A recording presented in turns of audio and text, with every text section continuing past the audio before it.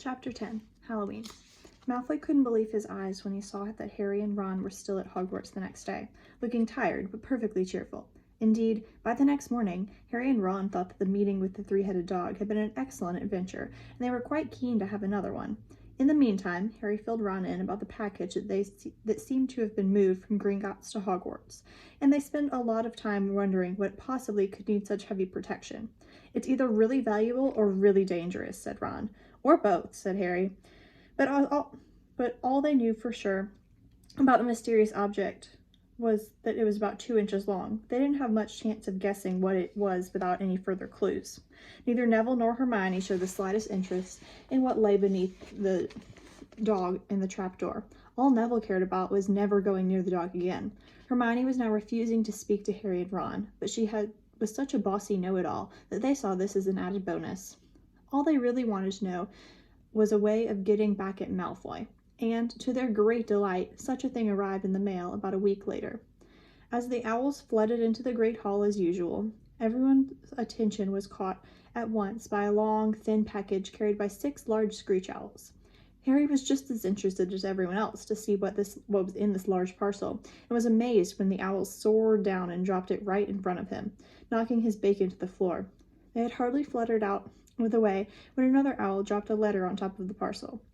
Harry ripped open the letter first, which was lucky because it said, "Do not open the parcel at the table.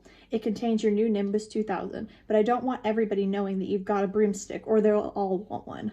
Oliver Wood will meet you tonight on the Quidditch field at 7 o'clock for your first training session. Professor M. McGonagall." Harry had difficulty hiding his glee as he handed the note to Ron to read. "A Nimbus 2000, Ron moaned enviously. "I've never even touched one." They left the hall quickly, wanting to unwrap the broomstick in private before their first class, but halfway across the entrance hall, they found the way upstairs barred by Crabbe and Goyle. Malfoy seized the package from Harry and felt it. "That's a broomstick," he said, throwing it back to Harry with a mixture of jealousy and spite on his face. "You'll be in for it this time, Potter. First years aren't allowed them." Ron couldn't resist it. "It's not any old broomstick," he said. "It's a Nimbus 2000. "What did you say you've got at home, Malfoy? A Comet 260? Ron grinned at Harry. "Comets look flashy, but they're not in the same league as the Nimbus." "So, what would you know about it, Weasley? You couldn't afford half the handle," Malfoy snapped back. "I suppose you and your brothers could all save up, twig by twig." Before Ron could answer, Professor Flitwick appeared at Malfoy's elbow. "Not arguing, I hope, boys," he squeaked. "Potter's been sent a broomstick, Professor," said Malfoy quickly. Yes, that's right," said Professor Flitwick, beaming at Harry. "Professor McGonagall told me about the special circumstances, Potter. And what model is it?" "A Nimbus 2000, sir," said Harry, fighting not to laugh at the look of horror on Malfoy's face. "It's all really thanks to Malfoy here that I've got it," he added. Harry and Ron headed upstairs, smothering their laughter at Malfoy's obvious rage and confusion. "Well, it's true," Harry chortled as they reached the top of the marble staircase. "If he hadn't stolen Neville's Remember-All, I wouldn't be on the team." "So I suppose you think that's a reward for breaking rules?" came an angry voice from just behind them. Hermione was stomping up the stairs, looking disapprovingly at the package in Harry's hand. "I thought you weren't speaking to us," said Harry. "Yes. Don't stop now," said Ron. "It's doing us so much good." Hermione marched away with her nose in the air. Harry had a lot of trouble keeping his mind on his lessons that day. It kept wandering up to the dormitory where his new broomstick was laying under his bed, or straying off to the Quidditch field where he'd be learning to play that night. He bolted down his dinner that evening without even noticing what he was eating, and then rushed upstairs with Ron to unwrap the Nimbus 2000 at last. "Wow," Ron sighed as the broomstick rolled onto Harry's bedspread. Even Harry, who knew nothing about the different brooms, thought it looked wonderful, sleek and shiny with mahogany handle. It had a long tail of neat straight twigs and a Nimbus 2000 written in gold near the top. As 7 o'clock drew nearer, Harry left the castle and set off in the dusk toward the Quidditch field. He'd never been inside the stadium before. Hundreds of seats were raised in stands around the field, so that the spectators were high enough to see what was going on. At either end of the field, there were 3 golden poles with hoops on the end. They reminded Harry of little plastic sticks Muggle children blew bubbles through, except that they were 50 feet high. Too eager to fly again to wait for Wood, Harry mounted his broomstick and kicked off from the ground. What a feeling! He swooped in and out of the goalpost and then sped up and down the field. The Nimbus 2000 turned wherever he wanted at his slightest touch. "Hey, Potter, come down." Oliver Wood had arrived. He was carrying a large wooden crate under his arm. Harry landed next to him. "Very nice," said Wood, his eyes glinting. "I see what McGonagall meant. You really are a natural. I'm just going to teach you the rules this evening, but then you'll be joining the team practice 3 times a week." He opened the crate.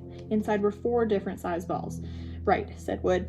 "Now Quidditch is easy enough to understand, even if it's not too easy to play. There are 7 players on each side. 3 of them are called chasers."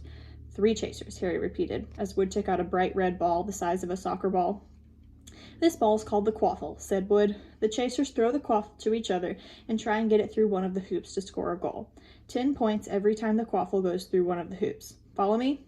The chasers throw the quaffle, put it through the hoops to score," Harry recited. "So, that's sort of like basketball on broomsticks with 6 hoops, isn't it?" "What's basketball?" asked Wood curiously. "Never mind," said Harry quickly. "Now, there's another player on each side who's called the keeper. I'm keeper for Gryffindor. I have to fly around the hoops and stop the other team from scoring. 3 chasers, 1 keeper," said Harry, who was determined to remember it all, "and they play with the quaffle." "Okay, got that. So what are they for?" He pointed at the 3 balls left inside the box. "I'll show you now," said Wood. "Take this." He handed Harry a small club, a bit like a short baseball bat. "I'm going to show you what bludgers do," Wood said. "These 2 are the bludgers." He showed Harry 2 identical balls, jet black and slightly smaller than the red quaffle. Harry noticed that they seemed to be straining to escape the straps holding them inside the box. "Stand back," Wood warned Harry. He bent down and freed one of the bludgers. At once, the black ball rose high into the air and then pelted straight at Harry's face.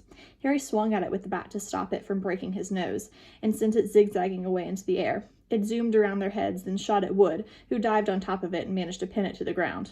"See?" Wood panted, forcing the struggling bludger back into the crate and strapping it down safely.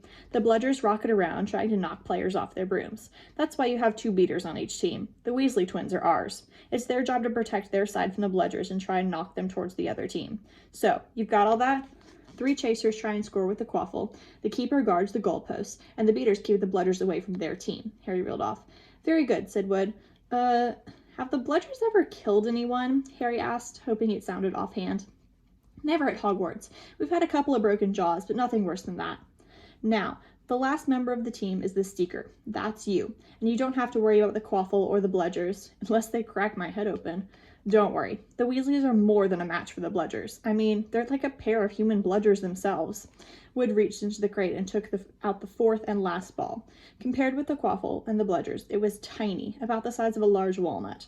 It was bright gold and had little fluttering silver wings. "This," said Wood, "is the golden snitch, and it's the most important ball of the lot. It's very hard to catch because it's so fast and difficult to see.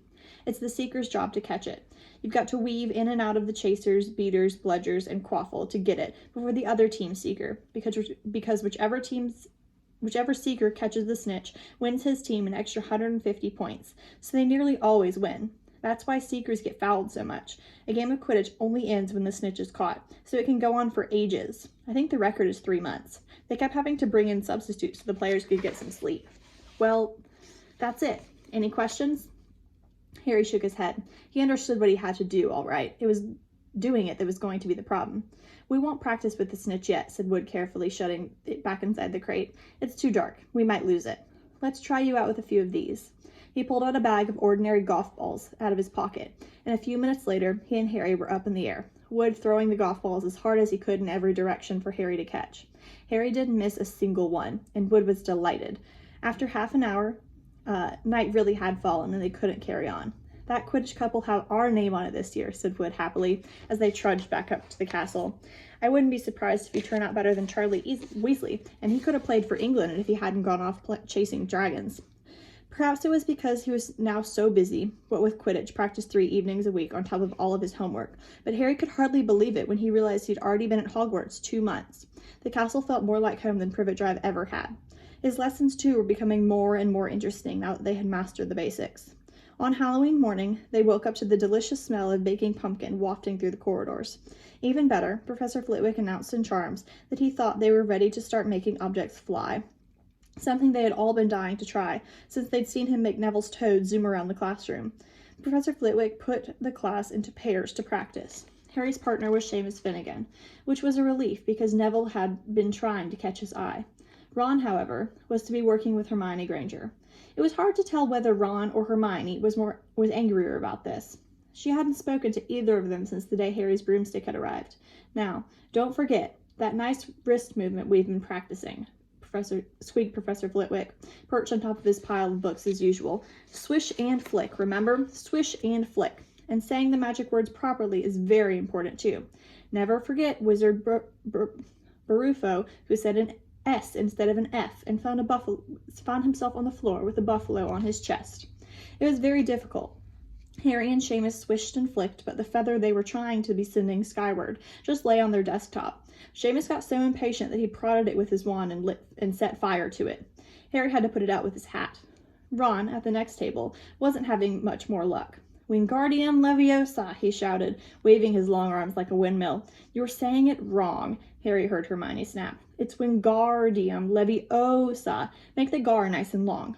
You do it then, if you're so clever, Ron snarled. Hermione rolled up the sleeves of her gown, flicked her wand, and said, Wingardium Leviosa.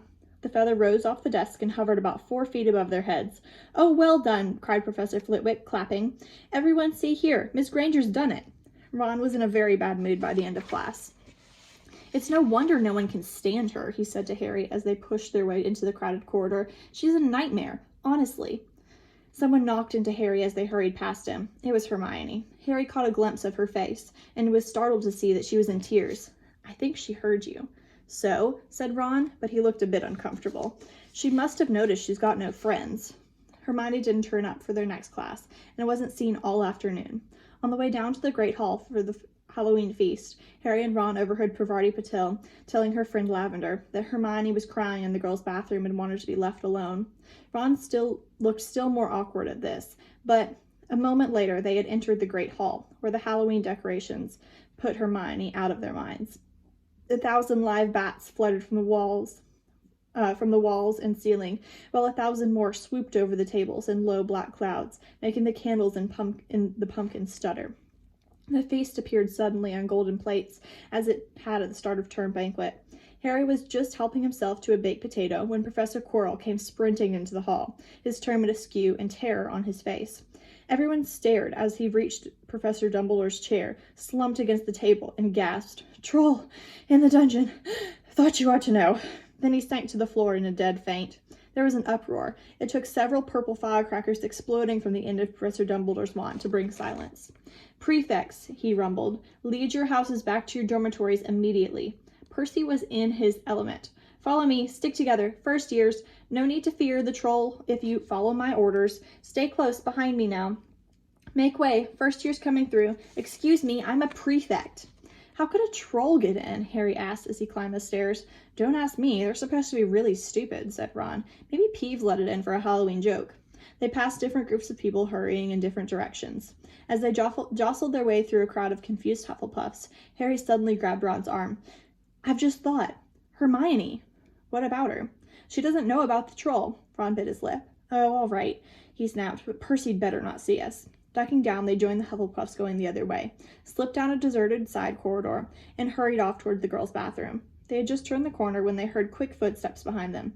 Percy, hissed Ron, pulling Harry behind a large stone griffin. Peering around it, however, they saw not Percy, but Snape. He crossed the corridor and disappeared from view. What's he doing? Harry whispered. Why isn't he down in the dungeons with the rest of the teachers? Search me. Quietly as possible, they crept along the next corridor after Snape's fading footsteps. He's heading for the 3rd floor, Harry said, but Ron held up his hand. Can you smell something? Harry sniffed and a foul stench reached his nostrils, a mixture of old socks and the kind of public toilet no one seems to clean. And then they heard it, a low grunting, and the shuffling footfalls of gigantic feet. Ron pointed. At the end of the passage to the left, something huge was moving toward them. They shrank into the shadows and watched it as it emerged in a patch of moonlight. It was a horrible sight. 12 feet tall, its skin was a dull granite gray, its lumpy body like a boulder with a small bald head perched on top like a coconut. It had short, thick legs like tree trunks, with flat, horny feet. The smell coming from it was incredible. It was holding a huge wooden club, which dragged along the floor because its arms were so long. The troll stopped next to a doorway and peered inside. It waggled its long ears, making up its tiny mind, then slouched slowly into the room. The key's in the lock, Harry muttered. We could lock it in. Good idea, said Ron nervously. They edged toward the open door, mouths dry, praying the troll wasn't about to come out of it. And with one great leap, Harry managed to grab the key, slam the door, and lock it. Yes! Flushed with their victory, they started to run back up the passage, but as they reached the corner, they heard something that made their hearts stop. A high, petrified scream, and it was coming from the chamber they'd just chained up. Oh no, said Ron, pale as the Bloody Baron.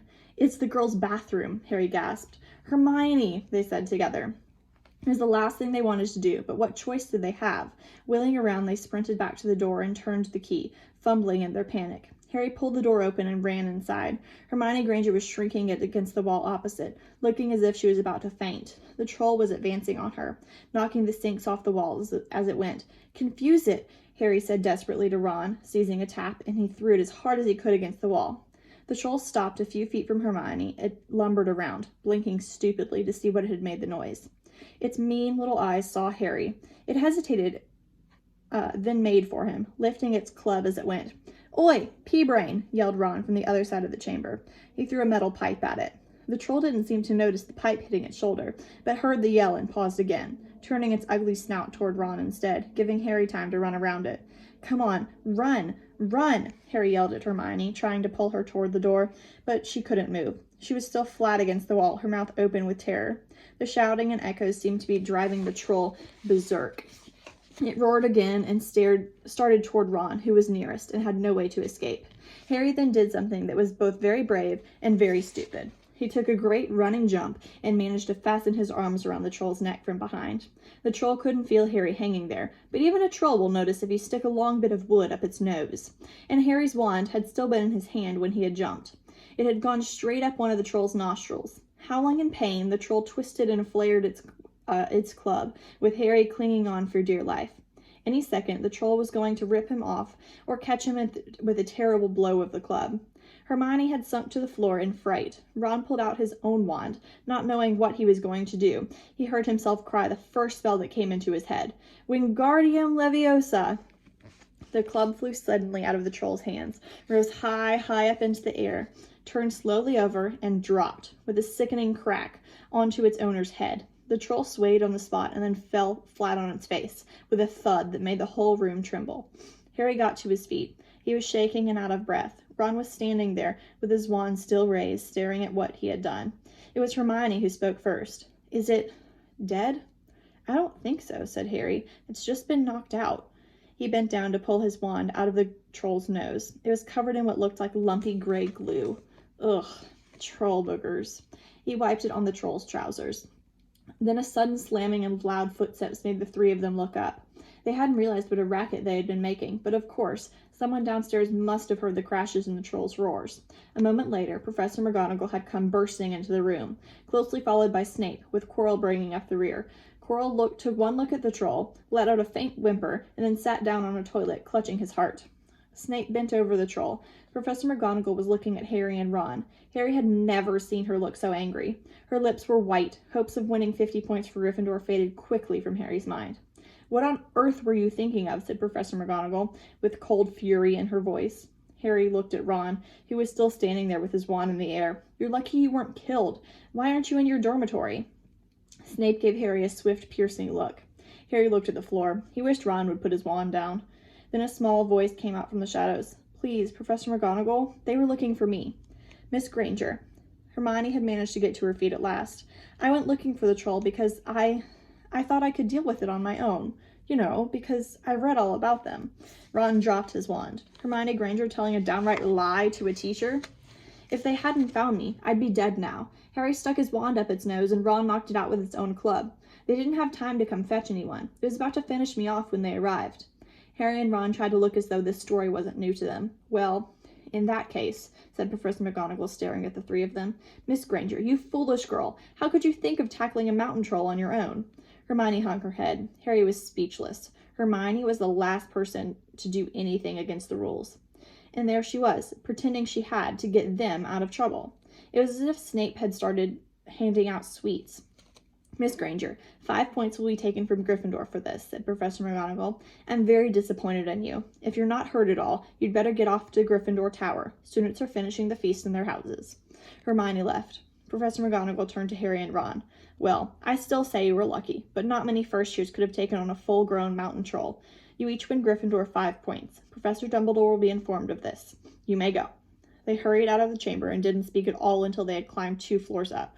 It was a relief to be away from the smell of the troll, quite apart from anything else. We should have gotten more than 10 points, Ron grumbled. 5, you mean, once she's taken off Hermione's.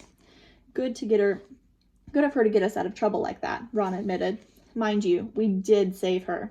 She might not have needed saving if we hadn't locked that thing in there with her, Harry reminded him. They had reached the portrait of the fat lady. Pig snout, they said, and entered. The common room was packed and noisy. Everyone was eating the food that they had been sent up. Hermione, however, stood alone by the door waiting for them. There was a very embarrassed pause. Then, none of them looking at each other, they all said thanks and hurried off to get plates. But from that moment on, Hermione Granger became their friend.